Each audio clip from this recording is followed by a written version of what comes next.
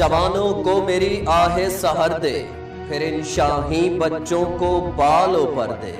خدایا آرزو میری یہی ہے، میرا نور بصیرت عام کر دے۔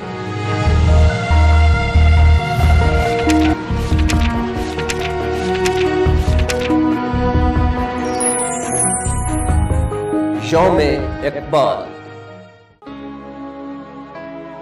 ظاہر کی آنکھ سے نہ تماشا کرے کوئی، ہو دیکھنا تو دیدائے دل وا کرے کوئی۔ علامہ محمد اقبال 9 نومبر 1877 کو سیالکوٹ میں شیخ نور محمد کے گھر پیدا ہوئے۔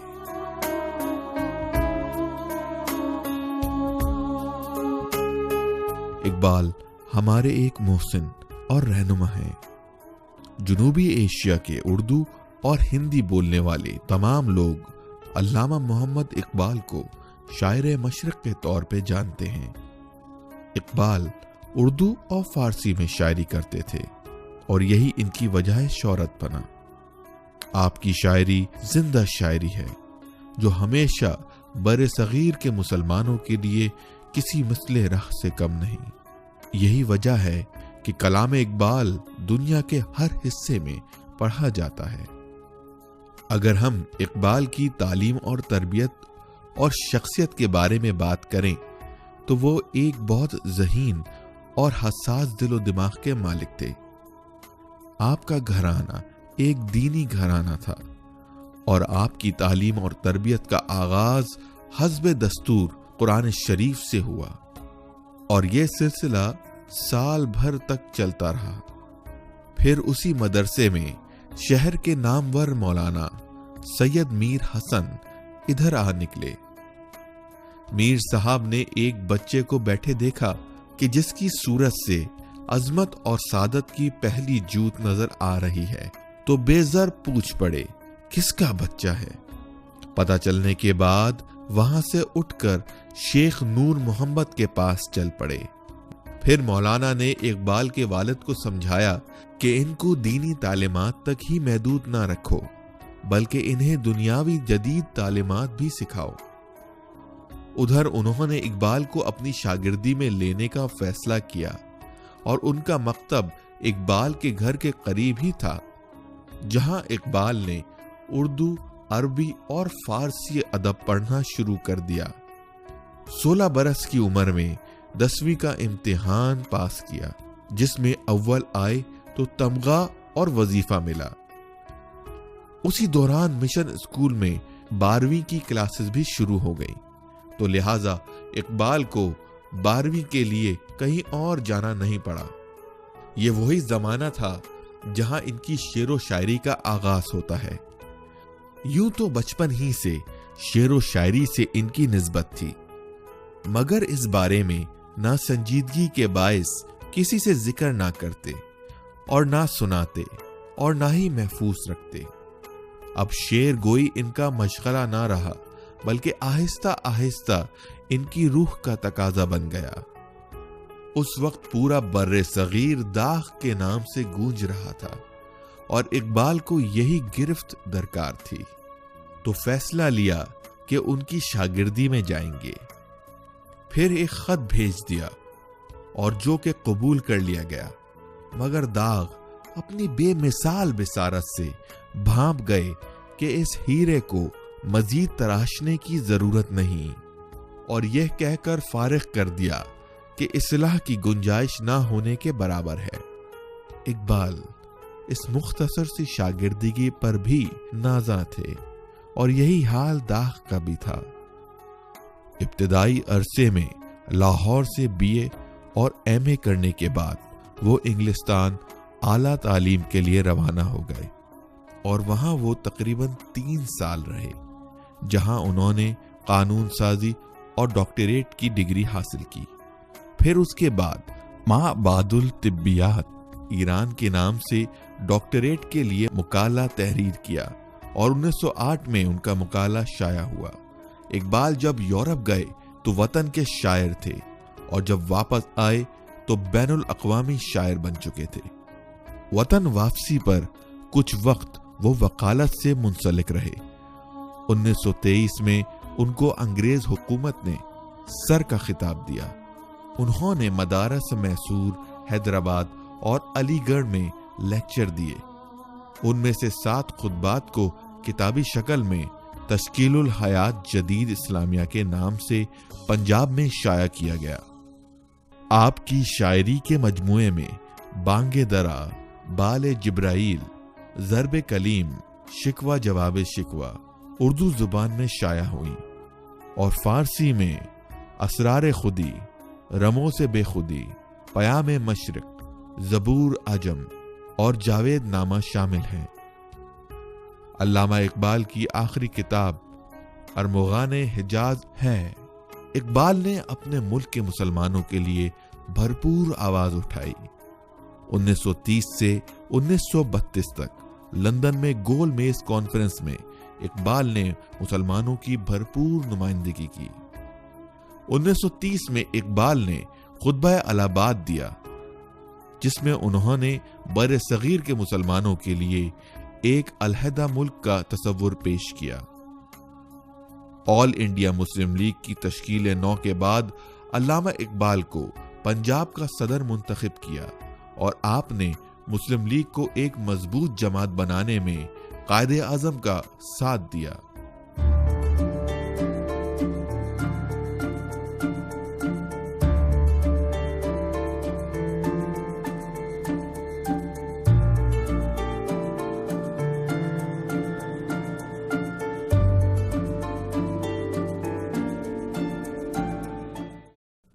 ان تمام انتھک محنت کے بعد بالآخر 1938 میں آپ کی وفات ہوئی، اور آپ خالق حقیقی سے جا ملے۔ اقبال کی تمام کاوشیں اور شاعری آج ہمارے دلوں میں زندہ ہے، اور آنے والی تمام نسلوں کے لیے شمع کی مانند ہے۔ یوں تو آج کل کی نوجوان باشعور نسل اس بات سے واقف ہے کہ یہ ملک بہت ساری جد و جہد اور قربانیوں کے بعد حاصل ہوا، لیکن آج بھی اس ملک کی جڑوں میں اقوال اقبال اور ان کی کاوشیں اس ملک کو مضبوط بناتی ہیں۔ جوانوں کو میری آہ سحر دے، پھر ان شاہی بچوں کو بال اوپر دے، خدایا آرزو میری یہی ہے، میرا نور بصیرت عام کر دے۔ آج کا اقبال ہم سب میں موجود ہے۔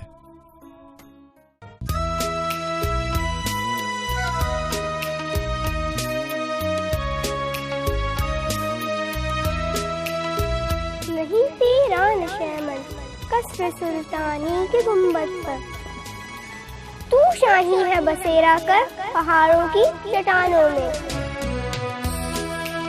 آقا بھی روح جب بیدار ہوتی ہے جوانوں میں، نظر آتی ہے ان کو اپنی منزل آسمان میں۔ خودی کو کر بلند اتنا کہ ہر تقدیر سے پہلے خدا بندے سے خود پوچھے، بتا تیری رضا کیا ہے۔ دیار عشق میں اپنا مقام پیدا کر، دیار عشق میں اپنا مقام پیدا کر، نئے زمانہ نئے صبح و شام پیدا کر۔ افراد کے ہاتھوں میں ہے اقوام کی تقدیر، افراد کے ہاتھوں میں ہے اقوام کی تقدیر، ہر فرد ہے ملت کے مقدر کا ستارہ۔ اقبال تجھے سلام۔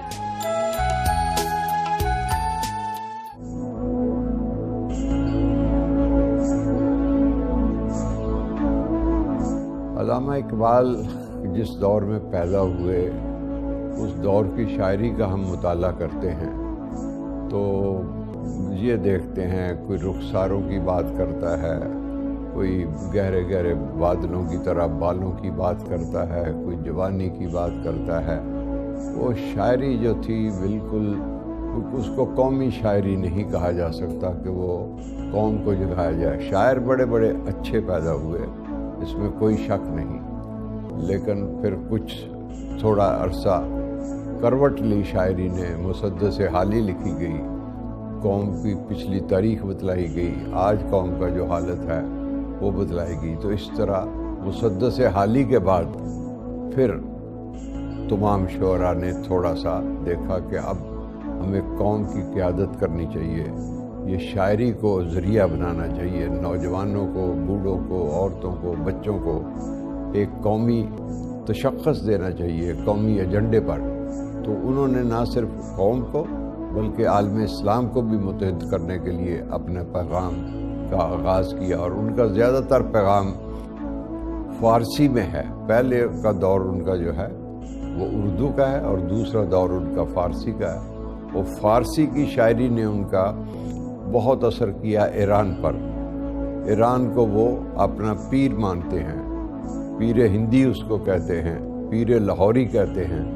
تو بہت بڑی تبدیلی ایران میں بھی جو آئی، اس میں بھی علامہ اقبال کی شاعری کا ایک بہت بڑا کمال ہے۔ پھر پورے آخری جملہ ام کلثوم، جس طرح ہمارے ہاں میڈم نور جہاں ہیں، ام کلثوم مصر کی ایک بہت بڑی گانے والی مغنیہ تھی۔ اس نے جب عربی میں علامہ اقبال کا کلام پڑھا تو لوگ ششدر رہ گئے، شکوہ جواب شکوہ عربی میں پڑھا تو پھر عرب قوم بھی اٹھ کھڑی ہوئی، اور عربوں نے بھی علامہ اقبال پر بہت سی کتابیں لکھنی شروع کی۔ تو علامہ اقبال نے اس طرح پورے عالم اسلام میں اپنا پیغام بھیجا، اتحاد کا پیغام بھیجا، اور یہی ان کا کہنا تھا کہ منفعت ایک ہے اس قوم کی، نقصان بھی ایک، ایک ہی سب کا نبی، دین بھی ایمان بھی ایک، حرم پاک بھی، اللہ بھی، قرآن بھی ایک۔ اور کیا بڑی بات تھی، ہوتے جو مسلمان بھی ایک۔ ان کی شاعری کی جو منفرد ترین چیزیں ہیں وہ ایک تو یہ ہے کہ انہوں نے اس نوجوان نسل کو جو اس دور میں بھی اور آج کے دور میں بھی جو ہے موجود ہے، ان کے لیے ایک راہ اور ایک مستقبل کے لیے ان کو ایک ڈائریکشن دی گئی ہے، اور یہ بتایا گیا کہ کس طریقے سے وہ اپنے اندر ایک سیلف اسٹیم پیدا کر اپنے اندر ایک جو ہے انرجیز پیدا کر کے، اور کس طریقے سے اپنی قوم کے لیے ایک نمایاں کردار ادا کر سکتے ہیں۔ میں سمجھتا ہوں ان کی شاعری ان نوجوانوں کے لیے بالخصوص بہت زیادہ اہمیت رکھتی ہے، بلکہ ہے ہی نوجوانوں کے لیے شاید۔ میں یہ سمجھتا ہوں کہ نئی جنریشنز، جو آنے والی جنریشنز ہیں، ان کے لیے بھی ان کی شاعری اتنی ویلڈ ہے، اور یہ ایک شاعر کی ایک خصوصیات ہوتی ہیں، ایک فلسفی کی ایک خصوصیات ہوتی ہیں کہ ان کا پیغام جنریشنز تک، آنے والی جنریشنز تک اور مستقبل تک ان کے لیے یہ موجود رہے۔ یہی ان کی منفرد شخصیت کی ایک پہلو ہے۔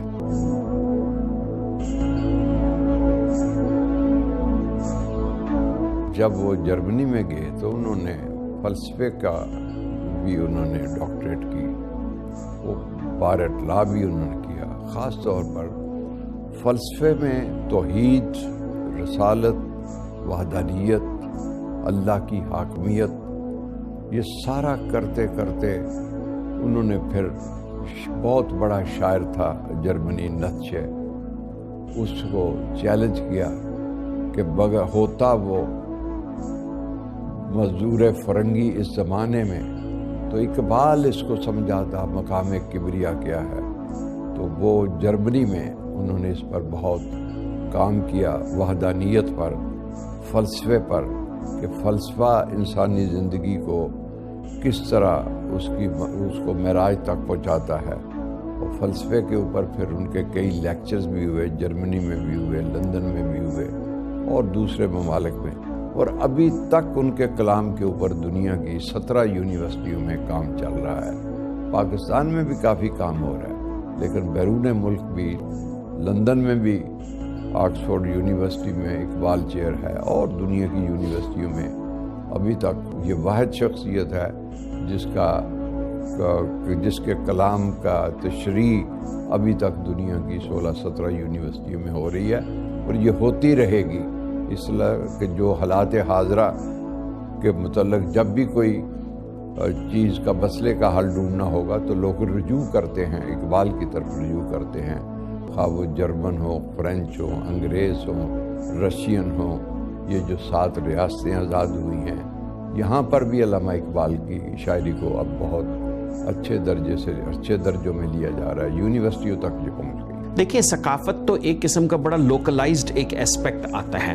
میں سمجھتا ہوں کہ ان کی شاعری میں جو ثقافت جو انہوں نے پیش کی ہے وہ ڈیفینیٹلی ایک مسلمز کے لیے، ایک مسلم کلچر اور مسلم سویلائزیشن کے لیے تو ایک عنصر موجود ہے، لیکن اس کے ساتھ ساتھ ایک یونیورسل ایک ایسپیکٹ ان کے شاعری میں آتا ہے۔ جس طریقے سے ہم لوگ شیکسپیئر کو ایک یونیورسل پوئٹ کے طور پہ مانتے ہیں، ملٹن کو اور دوسرے تمام شاعروں کو ہم ایک یونیورسل شاعر کی حیثیت سے مانتے ہیں۔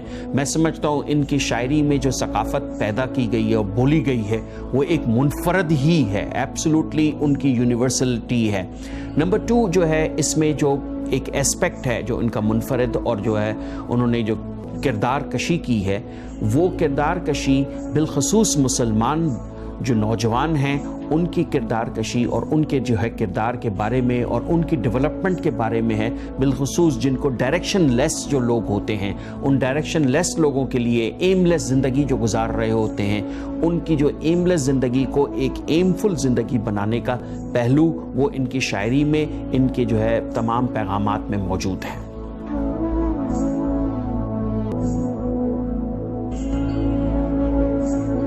دیکھیے، وہ ایک صوفی منش انسان تھے اور ان کی زندگی بہت انہوں نے اپنے آپ کو ایک بہت کسی تکبر میں نہیں، وہ جب وکالت کر کے آئے تو انہوں نے وکالت شروع کی تو اپنے منشی کو کہتے تھے کہ یہ جو 300 یا 400 روپے اس کیس کے ملے ہیں اس میں تمہارا مہینہ چل جائے گا؟ تو وہ کہتا جی چل جاتا، پھر وہ دوسرا کیس ہی نہیں لیتے تھے۔ وہ صوفی منش آدمی تھے، وہ اسی طرح ہی رہتے تھے، یہاں تک کہ ایک دفعہ مولانا محمد علی جوہر اور مولانا شوکت علی ان کے ہاں گئے تو انہوں نے جا کر کہا ان کے منشی کو کہ بھائی ان کو بولو مولانا محمد علی جوہر اور اس کے بھائی شوکت علی آئے ہیں۔ تو اسی طرح تہمت باندھا ہوا تھا، بنین پہنی ہوئی، انہوں نے آؤ بھگت کی، ان کو چائے لسی، اس زمانے میں لسی پوچھی جاتی تھی، دودھ لسی پئیں گے، تو وہ انہوں نے جب یہ پوچھا سب کچھ اور اسی طرح ہی تو انہوں نے کہا کہ علامہ آپ سو رہے ہیں اور آپ کے شعر پڑھ پڑھ کر ہم پورے ہندوستان میں پاگلوں کی طرح دیوانہ وار آپ کے شعر سنا سنا کر قوم کو جگا رہے ہیں اور آپ کلولہ فرما رہے ہیں، سوئے رہے ہیں۔ تو انہوں نے مسکرا کے کہا کہ آپ نے دیکھا کبھی قوال بھی وجد میں آتا ہے، بس آپ اپنا کام جاری رکھیں، میں اپنا کام جاری کیے ہوئے ہوں اور میں یہ چاہتا ہوں کہ قوم گفتار کی بجائے کردار کی قوم بنے۔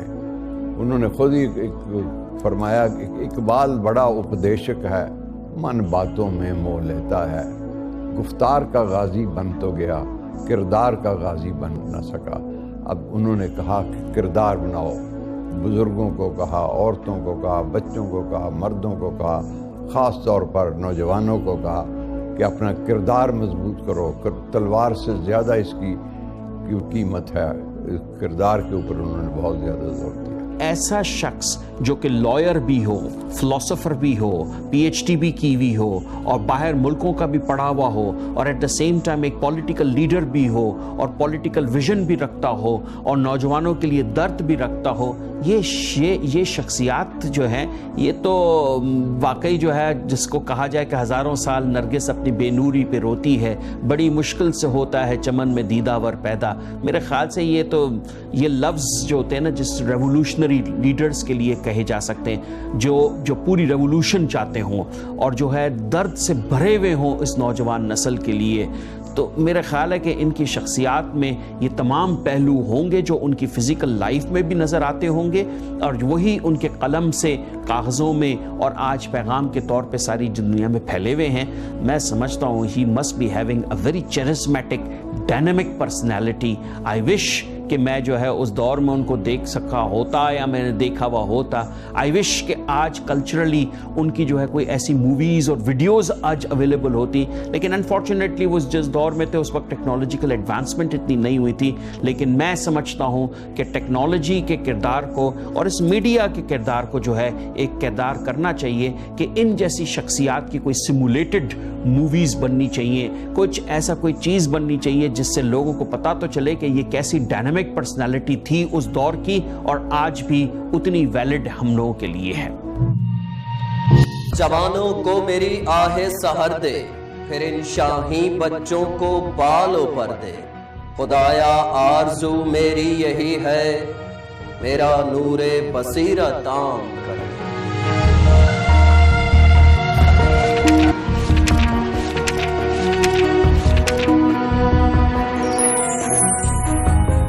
یوم اقبال.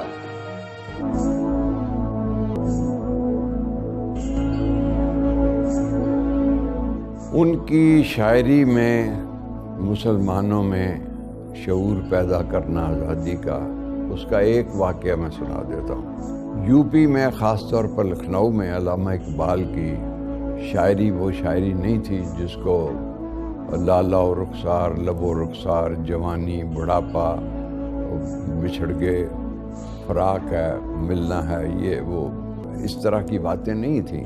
لیکن کچھ لوگ کہیں دبی دبی الفاظ میں کہہ رہے تھے کہ یہ کوئی شاعری ہے. بہادر یار جنگ نے علامہ اقبال کو بہت گہرا مطالعہ کیا حیدرآباد دکن میں, وہ ملتے بھی رہے, اور انہوں نے کہا کہ میں نے اقبال کو اگر نہ پڑھتا تو میں اللہ اور اس کو رسول کو اتنی جلدی اور قرآن کو نہیں پہچان سکتا تھا. خیر جب وہ جانے لگے لکھنؤ میں تو لکھنؤ سے 30-32 ٹیلی گرام ان کو آئے, واپسی کے اس زمانے میں ہوتے تھے, نوابوں کے بھی آئے, اسکولوں کے بھی, کالجوں کے بھی, آپ آ رہے ہیں ہمارے ہاں, کھانا ہوگا, جلسہ ہوگا, مشاعرہ. کسی کی نہیں مانی انہوں نے. بچوں نے, لڑکوں نے ایک راتوں رات بزم اقبال بنائی اور ایک ٹیلی گرام بھیجی. تو وہ اقبال, انہوں نے نبض پکڑ لی تو اقبال وہاں پہنچے, اور انہوں نے کہا جتنے بھی ادیب ہیں, شاعر ہیں, ان سب کو لکھنؤ میں اکٹھے کر لو. لکھنؤ کے لوگوں نے خوب لڑکوں کو چندے دیے, دریاں بچھائیں, قالین بچھائے, بڑا انتظام ہوا. تو انہوں نے کہا میں رات کو 11 بجے آؤں گا. انہوں نے 11 بجے آ کے علامہ کا ایک شعر پڑھا, وہ فارسی میں ہے, میں ترجمہ بھی کر دوں گا. کہتا ہے آپ علامہ اقبال کو شاعر سمجھتے ہیں, شاعر مشرق سمجھتے ہیں, شاعر ہند سمجھتے ہیں, کیا کیا ان کو خطاب لوگوں نے دیے ہوئے ہیں. مثلا مولانا شبلی نعمانی نے ان کو ملک الشعراء کا خطاب دیا, اور آل انڈیا محمدن ایجوکیشنل کانفرنس نے ان کو ترجمان حقیقت کہا, خواجہ حسن نظامی نے ان کو حکیم الامت کہا, مولانا محمد علی جوہر نے ان کو مرشد سیاسی کہا, عبد الماجد دریابادی نے ان کو امام العصر کہا, مولانا آزاد بل گرامی نے ان کو حسان الہند کہا, مولانا غلام قادر گرامی نے ان کو مجدد عصر کہا, مولانا شاہ سلیمان پھلواری نے ان کو فرزوق ہند کہا. پھر شاعر مشرق, پھر مفکر, پھر اسلام کے بڑے خطابات, اتنے خطابات کسی کو بھی. تو انہوں نے بتلایا وہاں پر لکھنؤ کی بہت بڑی محفل میں کہ آپ اس کو شاعر سمجھتے ہیں, وہ شاعر نہیں ہے. تو اس کا ایک شعر انہوں نے تشریح کی, فارسی میں تھا کہ نغمہ کجا و من کجا, ساز سخن بہانائیست, سوئے کتا و رمی کشم, ناکہ بے زبان را. نغمہ کجا, یہ شعر و شاعری کجا, نغمہ کجا و من کجا, اور شعر و شاعری کہا اور میں کہا. نغمہ کجا و من کجا, ساز سخن بہانائیست. یہ جو شعر و شاعری ہے نا, یہ میں نے ایک بہانہ بنا رکھا ہے. کیوں کہ سوئے کتا و رمی کشم, ناکہ بے زبان را. یہ میری قوم جو اونٹنی کی طرح بھٹک چکی ہے, اس کو میں صراط مستقیم تک لا سکوں. یہ میں نے جو کلام شروع کیا ہے, شاعری شروع کی ہے, میرا اور کوئی مقصد نہیں. میں شاعر نہیں بننا چاہتا, میں بھٹکی ہوئی قوم کو صراط مستقیم کی طرف لانا چاہتا. تو یہ رات کے 3 بجے تک ایک شعر کی تشریح پر پورا یو پی, پورا لکھنؤ اش کر اٹھا. اور پھر انہوں نے اقبال کو سمجھنا شروع کیا, اقبال کی وحدانیت کو, فلسفہ کو, فلسفہ حریت کو انہوں نے سمجھنا شروع کیا. اور ان کا آج بھی ایک شعر جو ہے، یہ آپ دیکھیں کہ یہ ابھی 6-7 ریاستیں تو ابھی آزاد ہوئی ہیں نا رشیا کے قریب. وہاں پر اگر کوئی آزادی چوک پہ چلا جائے اور نوجوانوں کو دیکھیں تو نوجوان وہاں ایک شعر پڑھ رہے ہوتے ہیں. وہ علامہ اقبال کا آزادی چوک میں شعر پڑھ رہے ہوتے ہیں. وہ میں نے کہیں معمار حرم باز بتا میر جہاں خیز از خواب گراں خواب گراں خواب گراں خیز. یہ تاجکستان میں ایک شہر ہے دوشنبے میں ایک چوک ہے آزادی چوک. وہاں 50-50 ہزار لڑکے علامہ کا یہ شعر پڑھ رہے ہوتے ہیں، معمار حرم باز بتا میر جہاں خیز از خواب گراں خواب گراں خواب گراں خیز. جیسے باؤ تنگ نے چینیوں کو کہا تھا کہ خواب گراں سے اٹھو جاؤ، اسی طرح علامہ اقبال نے بھی کہا کہ یہ خواب سے بیدار ہو جاؤ اور ایک بیداری کی حالت میں آگے بڑھو. تو یہ آج بھی علامہ اقبال کا شعر وہاں پر پڑھا جاتا ہے. علامہ اقبال اس دور میں تھے جب ہم مسلمان ایک پستی کا، خطرناک قسم کی پستی کا شکار تھے.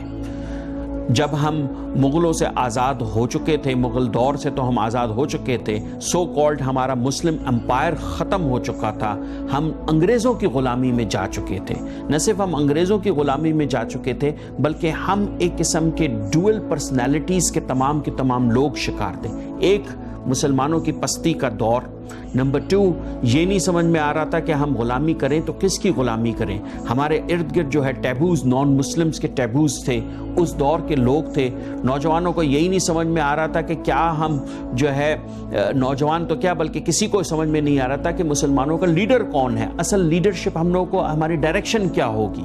تو ہم ایک ایملیس زندگی گزارنے والے اس دور کے لوگ تھے. اس ایملیس زندگی گزارنے والوں میں جس طرح سے سید احمد خان نے جو ہے ایک پیغام دیا تھا کہ بھائی تم پڑھو گے لکھو گے تبھی مسلمانوں کی شناخت ہوگی. ایک پیغام انہوں نے دیا.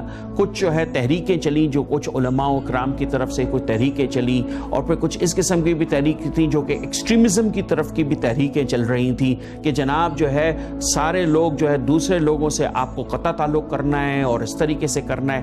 اس وقت علامہ اقبال کی ایک ماڈریٹ فلسفی ایک آئی، انہوں نے ایک ڈائریکشن دی، اور وہ ڈائریکشن یہی تھی مسلمانوں کے لیے کہ تمہیں اپنی پہچان کو کرنا پڑے گا، اپنے انر ٹیلنٹس کو جو ہے لے کر آنا پڑے گا، اپنے اندر سیلف کانفیڈنس کو ایک پیدا کرنا پڑے گا.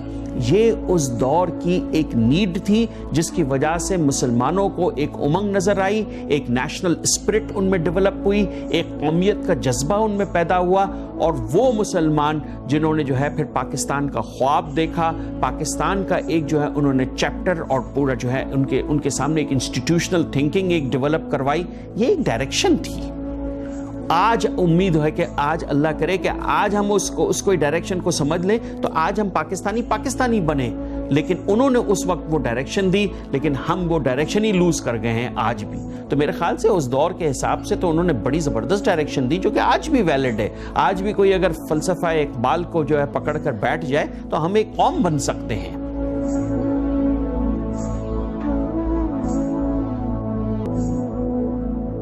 بہت سیدھے پیرائے میں بھی انہوں نے کہا، فلسفیانہ میں بھی کہا، پیغامات میں بھی کہا. جیسے آج ہم دنیا کے غریب انڈر ڈیولپ کنٹریز کو دیکھ رہے ہیں تو انہوں نے اس وقت بھی کہا آج سے 100 سال کہ خود ہی نہ بیچ غریبی میں نام پیدا کر. خود ہی ایک انسان کی انا ہے، انسان کا وقار ہے، انسان کو بلندی انسانیت کی تعمیر کرتی ہے خود ہی. تو اسی لیے انہوں نے کہا کہ خود ہی نہ بیچ، غریبی میں نام پیدا کر. ایک وقت کی مت کھاؤ لیکن اپنی خودی کو نہ بیچو. اور پھر نوجوانوں سے خطاب کرتے ہوئے انہوں نے کہا کہ اس قوم کو شمشیر کی حاجت نہیں رہتی، اس قوم کو تلوار کی پھر حاجت نہیں رہتی، ہو جس کی ہو جوانوں کی خودی صورت فولاد. یعنی اگر آدمی خود ایک فولاد کی حیثیت اختیار کر لے اور نوجوانوں میں ایک فولادی کردار پیدا ہو جائے تو پھر ان کو تلوار کی ضرورت نہیں رہتی.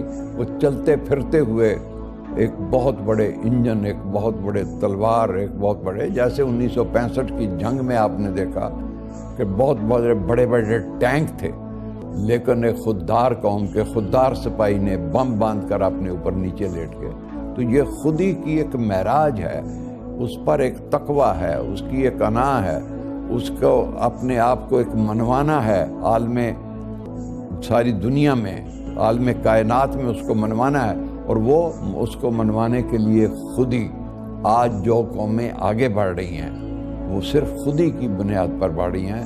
اور یہ فلسفہ جو دیا تھا علامہ اقبال نے، اس میں آپ دیکھیں کہ جرمنی میں کتنا کام ہو رہا ہے، جاپان میں کتنا کام ہو رہا ہے، وہ اپنی خودی کو برقرار رکھنے. لیکن ہماری خودی اس وقت نیچے اوپر جا رہی ہے. ہمیں چاہیے کردار سازی کی جائے. اس وقت قوم کو کردار کی ضرورت ہے. انہوں نے بار بار کہا کہ اقبال بڑا من اپدیشک ہے، من باتوں میں بو لیتا ہے، گفتار کا غازی بن تو گیا، کردار کا غازی بن نہ سکا. خودی کی تعمیر کے لیے پہلی سیڑھی جو ہے وہ کردار کی ہے. جن قوموں کو، جن نوجوانوں کو، جن نسلوں کو اپنے کردار کی تعمیر نہیں ہوتی، وہ خودی کی طرف نہیں لوٹتے.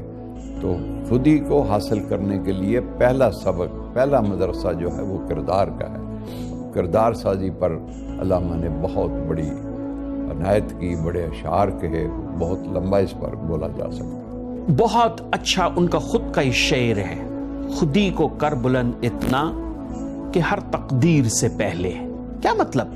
یعنی یہ اس کا مطلب یہ نہیں ہے کہ اپنے آپ کو ہی اتنا اپنے اندر کی انر سیلف کو اتنا کلین کر کے، اتنا اپنے اندر انرجیز ڈال کر اتنا بلند کر لو، اپنے اندر وہ صلاحیتیں پیدا کر لو. سیلف کانفیڈنس کی صلاحیت ہو گئی، سیلف ریئلائزیشن کی جو صلاحیت ہے، اپنے اندر کو پہچانو کہ تمہارے اندر کا ٹیلنٹ کیا ہے. تم اپنے اندر کو پہچانو گے کہ تمہارے اندر کا ٹیلنٹ کیا ہے. جب اس کو پہچان لو گے تو تم میں ایک چیز آئے گی، اور وہ یہ ہوگا کہ تم کسی چیز سے، کسی خوف اور خطرے سے نہیں ڈرو گے. خودی کو کر بلند اتنا کہ ہر تقدیر سے پہلے خدا خود بندے سے پوچھے بتا تیری رضا کیا ہے. جب اپنے اندر اتنی انرجیز پیدا کر لو گے، اپنے اندر وہ سیلف کانفیڈنس پیدا کر لو گے، اپنے اندر وہ امنگ پیدا کر لو گے، تو تمہیں خود جستجو چڑھے گی کہ تم کامیابی کی طرف جاؤ، اور خود ہی کامیاب ہو جاؤ گے. کہ یہ جو ہے نا، پھر یہ نہیں ہوگا کہ تقدیر میں یوں لکھا تھا، تقدیر میں یوں لکھا تھا. تم اپنی تقدیر کو خود بدلنے والے بن جاؤ گے. اور اللہ رب العزت کی ذات بھی اسی قوم کی مدد کرتی ہے، اسی پر کرتی ہے جو ہے خود چاہتا ہے کہ میں اپنی مدد آپ کروں. تو اسی طریقے سے یہی ان کا فلسفہ تھا کہ اپنے اندر اپنے ٹیلنٹ کو پہچانو، اپنی سیلف ڈٹرمنیشن، سیلف ریئلائزیشن.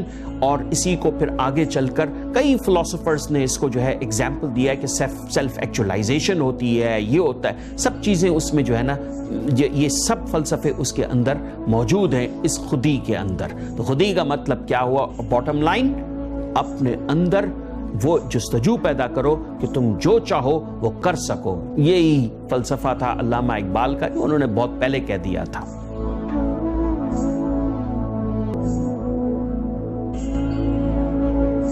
دیکھیے، علامہ اقبال کا کوئی ایک جہت نہیں ہے. آج لوگ علامہ اقبال کے تلاش میں ہیں کہ پاکستان بنا تو پاکستان کا نظریہ کیا ہے. اس پر بڑی بحثیں ہوئی، بڑے کتابیں لکھی گئی، بڑی علماء نے بحث کی، خاص طور پر 74, 76, 77 میں. میں علامہ اقبال کے مزار پہ حاضر ہوا تو فارسی میں جو کچھ انہوں نے لکھا وہی اردو میں ترجمہ کیا، اور وہی میں سمجھتا ہوں کہ ان کی زندگی کا پیغام ہے جو وہاں پر لکھا ہوا ہے. فارسی میں ہے، میں اردو میں بھی ترجمہ کرتا ہوں. نی افغانیم و نی ترک و تتاریم، چمن زادیم و از یک شاخ ساریم، تمیز رنگ و بو بر ما حرام است کی ما پرورده یک نوبهاریم. ہم نہ افغانی ہیں، نہ افغانیم و نہ ترک و تتار، نہ ترک ہیں نہ تتاری ہیں، نہ افغانیم و نہ ترک، چمن زادیم و یک شاخ ساریم. ہم تو ایک ہی چمن کے پھول ہیں، ایک ہی شاخسار ہے ہماری، اور ہم اللہ کی وحدانیت نے افغانیم و نے ترک و تتاریم چمن زادیم و یک شاخ ساریم تمیز رنگ و بو بر ما حرام است کہ ما پرورده یک، یہ کالے، یہ پیلے، یہ گورے، یہ نیلے، یہ اونچے، یہ قبیلے، یہ سب عصبیتیں ہیں، ان کو ختم کر کے ہمیں ایک قوم بننا ہوگا۔ اور اسی پر اردو میں بھی انہوں نے کہا کہ منفعت ایک ہے اس قوم کی، نقصان بھی ایک، حرم پاک بھی، اللہ بھی، قرآن بھی ایک۔ اور کیا بڑی بات تھی، ہوتے جو مسلمان بھی ایک، وہ مسلمانوں کے اتحاد کے لیے کوشش کرتے رہے، ان کے کردار کے لیے کوشش کرتے رہے، اور آخری دم تک ان کا یہی پیغام تھا کہ اٹھو۔ اور خاص طور پر غریبوں سے وہ خطاب کرتے تھے کہ اٹھو، میری دنیا کے غریبوں کو جگا دو اور کاخ عمرا کے در و دیوار ہٹا دو۔ وہ ایک جہاد کا پیغام دیتے تھے، نفرت سے نہیں، کردار سے غریبوں کو جگاتے تھے کہ اپنا کردار بناؤ۔ جب کردار بناؤ گے تو یہ بڑے بڑے محل تمہارے سامنے، جب تمہارے پاس علم کا ہتھیار ہوگا تو یہ بڑے بڑے محل تمہارے سامنے کچھ چیزیں نہیں، اس کی کوئی قیمت نہیں رہے گی۔ کردار تمہارے بالکل اثاثہ ہے، کردار تمہارا ہتھیار ہے، کردار کی طرف دے۔ میں سمجھتا ہوں کہ بچپن میں ہم نے ایک نظم پڑھی تھی اور وہ مجھے آج بھی پسند ہے، میں اپنے بچوں کے سامنے بھی پڑھتا ہوں، اور وہ ہے جو ہے لب پہ آتی ہے دعا بن کے تمنا میری، زندگی شمع کی صورت ہو خدایا میری۔ یہ ایک بہت بڑا پیغام ہے، اور آخر میں ایک دعا بھی ہے اس میں جو میں ہو سکتا ہے کہ شعر ایگزیکٹلی میں نہ اس کو میں فریم اپ کر سکوں کہ اے اللہ مجھے ہر برائی سے بھی تو بچانا مجھ کو۔ یعنی یہ دعا ہے جس میں ان بچے کو پہلے الفاظ کے ساتھ ہی یہی سکھائی جا رہی ہے کہ تم کچھ بن کر دکھاؤ، اور کرنے والی ذات اللہ کی ذات ہے کہ تمہیں ہر برائی سے بھی وہی ذات بچائے گی، لیکن تم آگے بڑھتے رہو، آگے کام کرتے رہو۔ مجھے تو یہی سب سے زیادہ پسند ہے۔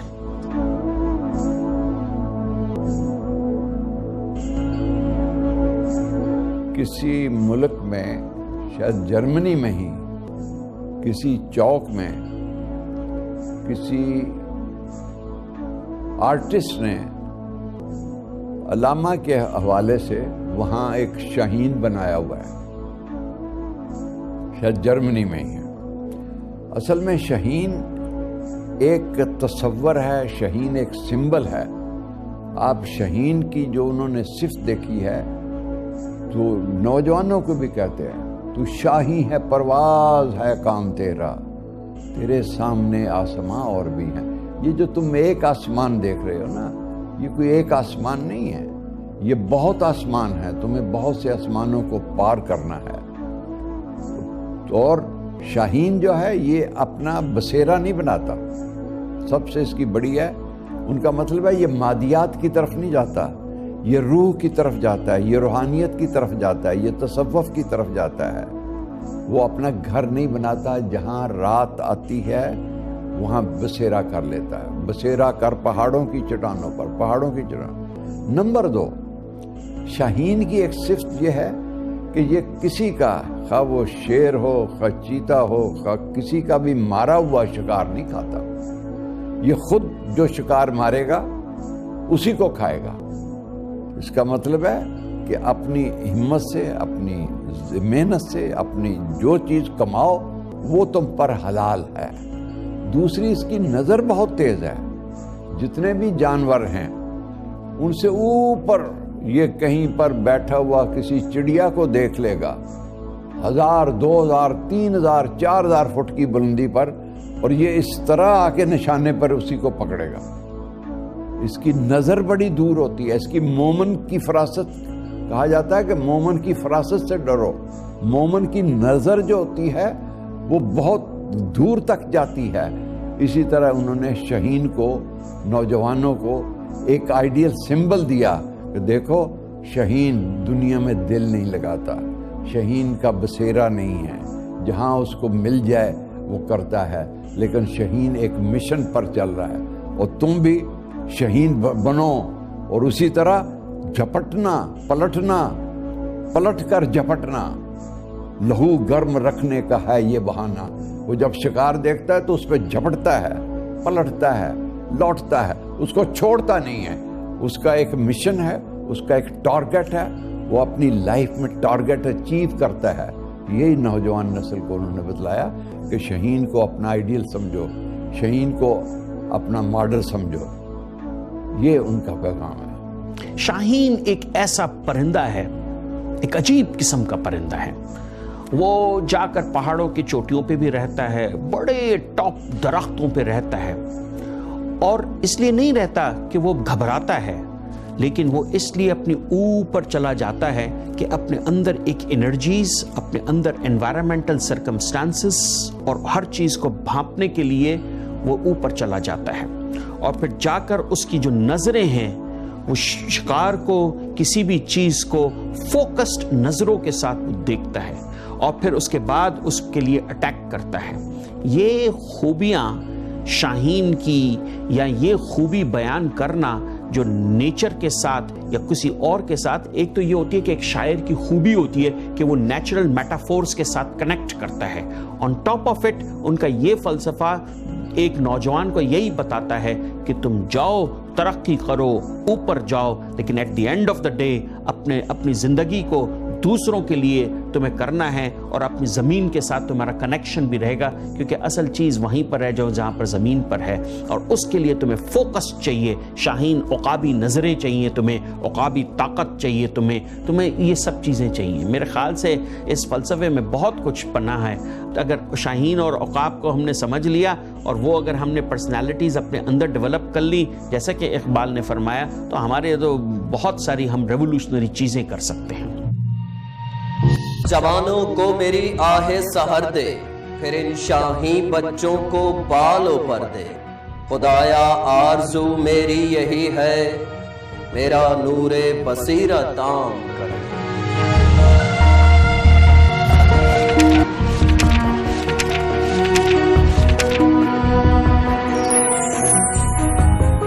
یوم اقبال.